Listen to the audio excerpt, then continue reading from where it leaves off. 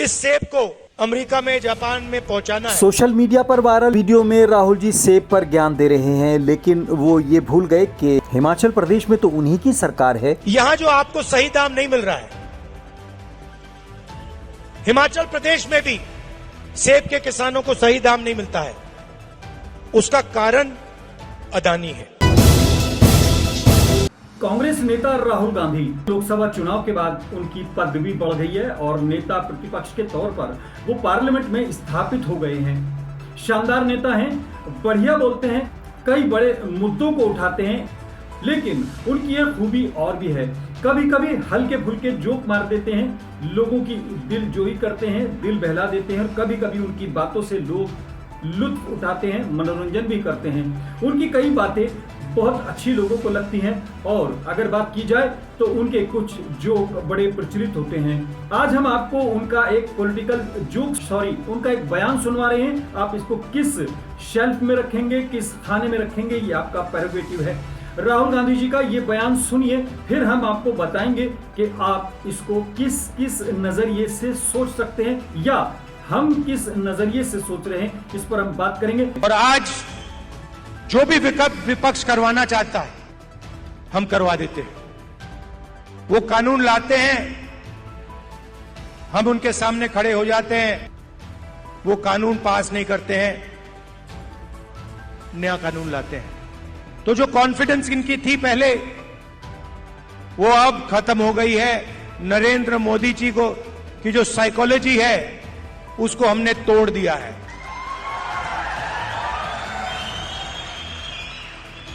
वो तो उनके चेहरे पे साफ दिखता है कि जो पहले नरेंद्र मोदी थे वो नहीं रहे।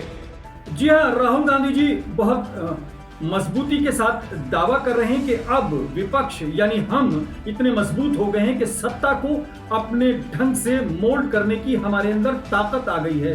राहुल गांधी जी का ये बयान लोकतंत्र में एक मजबूत विपक्ष के लिए जरूरी है।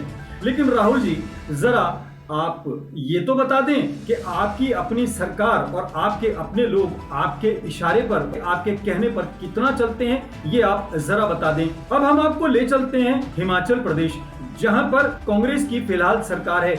ऐसे नहीं जैसे कि मध्य प्रदेश में आई चली गई, यानी कमलनाथ जी में और वहां के लोकल लोगों में ऐसी छीछा लेदर हुई कि शिवराज सिंह चौहान दोबारा वहां पर मुख्यमंत्री बन गए थे।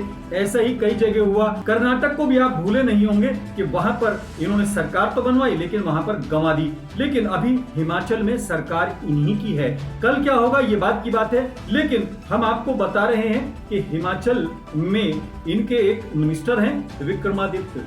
ये क्या कह रहे हैं, पहले आप जरा सुन लीजिए। हमने जो बैठक करी थी यूडी की और म्युनिसिपल कॉरपोरेशन की, उसमें ये फैसला लिया गया है कि जितने भी स्ट्रीट वेंडर्स हैं, चाहे वो कोई सामान बेच रहे हैं, कोई गुड्स बेच रहे हैं, पर्टिकुलरली जो खान पीन का सामान बेच रहे हैं, कोई मोमोज बेच रहा है, कोई नूडल्स बेच रहा है, कोई और चीज़ें बेच रहा है, तो उसके ऊपर जो है हमको दोनों तरीके से हाइजीनिक रूप से भी उसके ऊपर जो है एक्शन होना चाहिए, क्योंकि सफाई वाला खाना बिकना चाहिए। उसके लिए जो फूड एंड सिविल सप्लाईज के डिपार्टमेंट के लोग हैं वो उसके ऊपर देखेंगे।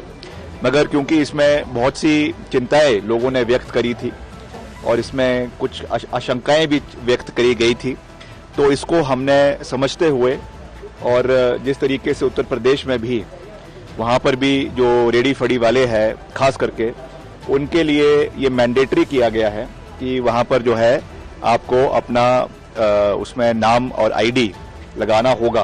तो हमने भी इसको यहाँ पर पूरी मजबूती से लागू करने का निर्णय किया है कि जो भी अपना दुकान चला रहा है, रेडी फड़ी चला रहा है, उसको अपना आईडी, अपना क्लियर आइडेंटिफिकेशन उसमें करना होगा। वैसे भी क्योंकि अब ये स्ट्रीट वेंडिंग कमेटी बन चुकी है, तो उससे आईडी दिया जाएगा और वो उनको डिस्प्ले करना पड़ेगा।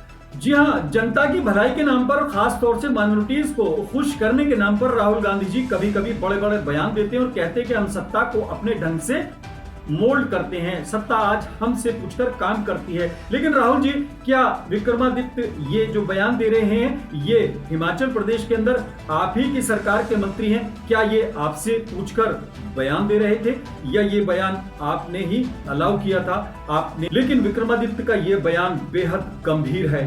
उन्होंने जिस तरीके की राजनीति उत्तर प्रदेश में थी उसी का जिक्र करते हुए हिमाचल प्रदेश में भी वही राजनीति करने की बात की है। बयान आपने सुन ही लिया है।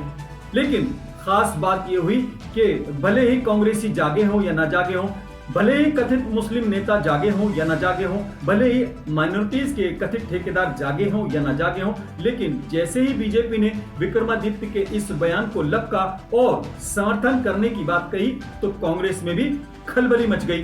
विक्रमादित्य जी ने जो स्टेटमेंट दी है उसमें बड़ी सीरियस बात एक बात कि उन्होंने उस बात का जिक्र किया जिसके सिलसिले में हमने काम करना शुरू किया था। हमारी सरकार, भारतीय जनता पार्टी की सरकार के दौरान जब हमने इस नियम को बनाया उस वक्त बहुत सारे प्रश्न खड़ा करने की कोशिश की और उस वक्त हमने कहा था कि इसकी आवश्यकता इसलिए लग रही है क्योंकि हिमाचल प्रदेश की हर गली में हम देख रहे हैं ऐसे बहुत सारे लोग आगे हैं जिनकी पहचान अभी तक हमको नहीं है। हमने शुरुआत की थी रजिस्ट्रेशन होना चाहिए, वेरिफिकेशन होना चाहिए। हमने प्रोसेस स्ट्रीट वेंडर के लिए इस नियम की जो है वो एक पॉलिसी बना करके एक शुरुआत की।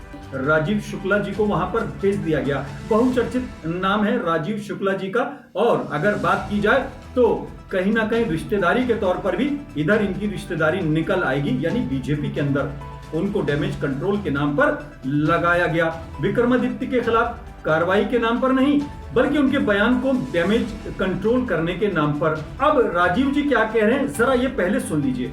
अब सोशल मीडिया पर कौन क्या डाल रहा है तो नहीं पता मुझे, क्योंकि सोशल मीडिया पर कुछ भी आजकल चल जाता है जब तक वेरीफाई ना हो। लेकिन विक्रमादित्य की बात उन्होंने भी स्पष्टीकरण कि मैंने ऐसा कहीं कुछ नहीं किया, मैं तो सिर्फ जो है कोई यूपी के पैटर्न पे नहीं बात कर रहा हूँ। राजीव शुक्ला के बयान से ऐसा लगा कि शायद पूरी तरह से मामला डैमेज कंट्रोल नहीं हुआ, क्योंकि राजीव जी का बयान आपने सुना।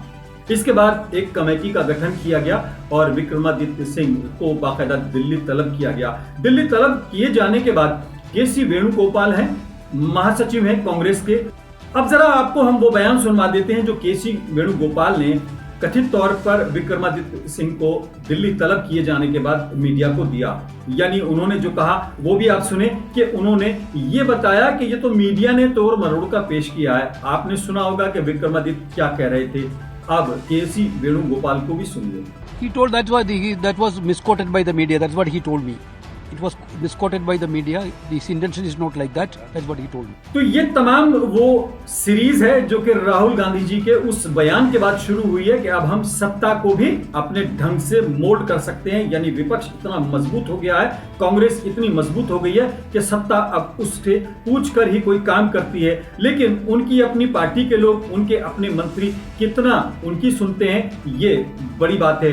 दो ही बातें हैं, या तो राहुल जी ये बयान दें कि विक्रमादित्य का ये बयान कांग्रेस के नैरेटिव को जाहिर कर रहा है, या उनका अपना बयान है और उनके खिलाफ क्या कार्रवाई होगी। अगर कार्रवाई करने के नाम पर उनको डर है कि मध्य प्रदेश या कर्नाटक दोबारा दोहराया जा सकता है, तो फिर राहुल जी ऐसे बयान देने से बचिए कि आप सत्ता को भी अपने ढंग पर मोल्ड कर लेते हैं, सत्ता आपके काबू में है। अब हम आपको दिलचस्प बात सुनाते हैं। राजीव शुक्ला जी का आपने बयान सुना, केसी वेणुगोपाल जी का आपने बयान सुना, अब उन्हीं विक्रमादित्य का बयान दोबारा सुनिए जो मीटिंग के बाद उन्होंने दिया है। उन्होंने कहा है, ना तो हमारी कोई इस टॉपिक पर ज्यादा बात हुई है, हम तो संगठन पर बात करने आए थे, संगठन पर बात हुई है और हमारे लिए पहले हिमाचल के हित है, यानी वहां की राजनीति है। बयान सुनिए। अभी तो वैसे तो ज़्यादा तो पार्टी के संबंधित बात हुई है कि किस तरीके से हमें आगे आगे ऑर्गेनाइजेशनल एक्टिविटीज़ बढ़ानी है और किस तरीके से संगठन को मजबूत करना है और किस तरीके से पार्टी और संगठन के बीच में जो है एक निरंतर प्रयास रहना चाहिए, उस तरीके से हमको आगे बढ़ना है। बाकी जो प्रक्रिया है, जो घटना है, जो मीडिया में चलाया है, उस पर मैंने तो बिल्कुल साफ कहा है। एक बॉडी बनाई गई है, कमेटी बनाई गई है, उसके माध्यम से भी उनकी सिफारिशें भी ली जाएगी। मगर ये बात बिल्कुल साफ है कि हिमाचल के हितों की रक्षा करना और उसको आगे लेकर जाना, ये हमारा दायित्व है, हमारी जिम्मेवारी है और इससे हम कभी भी पीछे नहीं हटेंगे। अब इस पूरी खबर का लब्बे लुबाब आपके सामने हम पेश कर रहे हैं। विक्रमादित्य कह रहे हैं प्रदेश का लॉ एंड ऑर्डर संभालने के लिए हमको ये कदम उठाना पड़ रहा है। रेडी पटरी वालों को और खास तौर से उन लोगों को जो बाहरी हैं, उनको नजर में रखा जाएगा और उनके आधार चेक किए जा रहे हैं। किसके आधार पर किए जाएंगे, ये बात की बात है।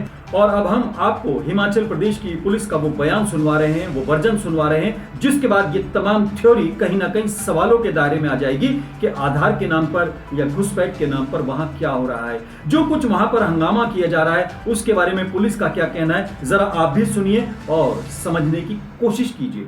बहुत से लोगों ने जो है वो अपना संदेह व्यक्त किया आधार कार्ड और उसमें जो अंकित जन्म तिथि है उसके बारे में।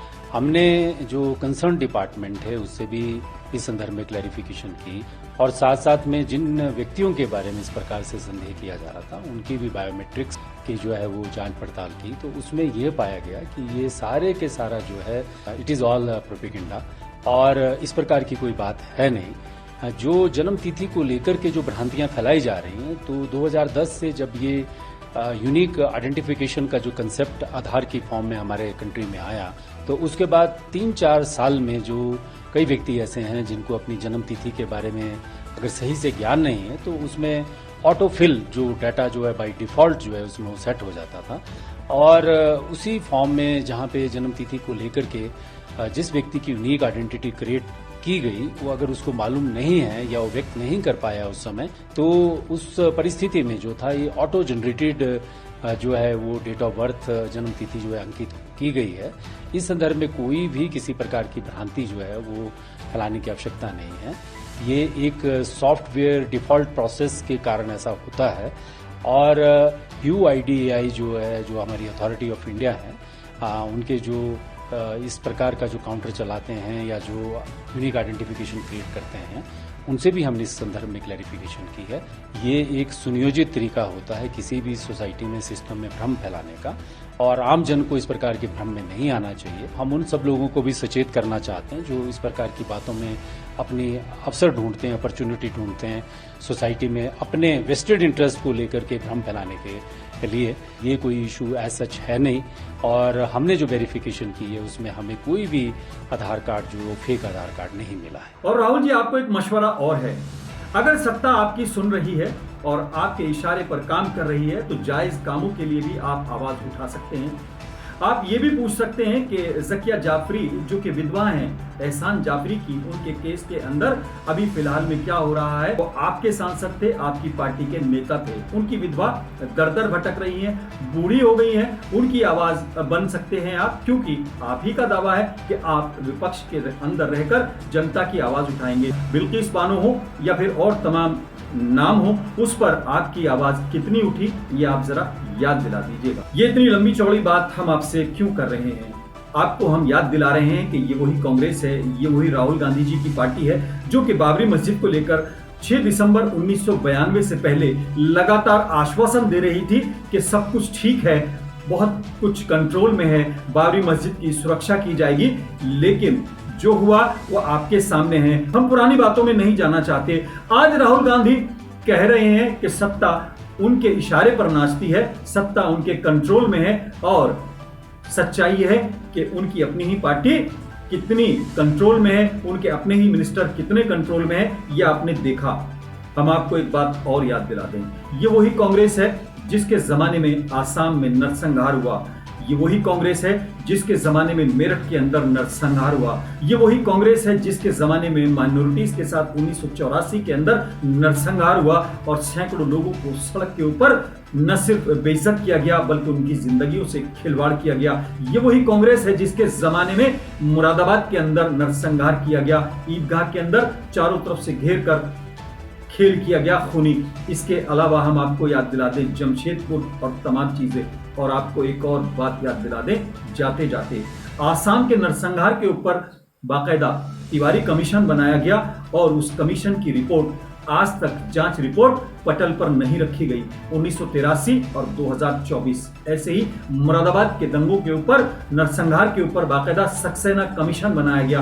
उसके बारे में कांग्रेस की तरफ से क्या कहा गया ये आज तक किसी को नहीं मालूम। राहुल जी, बड़ी बड़ी बातें करना बहुत अच्छा लगता है क्योंकि बड़ी बातें करने पर कोई टैक्स नहीं है, कोई जवाबदेही नहीं है। लेकिन अब आप नेता प्रतिपक्ष हैं, थोड़ा सा वो बातें कीजिए जो आपके काबू में है। आप बहुत अच्छे लीडर हैं, बहुत अच्छे इंसान हैं और लोगों का दिल भी बहलाते हैं, लेकिन कम से कम माइनॉरिटीज का उन लोगों का दिल तो ना दुखाइए जो कि आपसे बहुत उम्मीद करते हैं। हमारे चैनल को आप सब्सक्राइब कीजिए और आप अपने सजेशंस भी हमको दे सकते हैं। आज फिलहाल इतना ही। अपने मेजबान आजाद खालिद को इजाजत दें।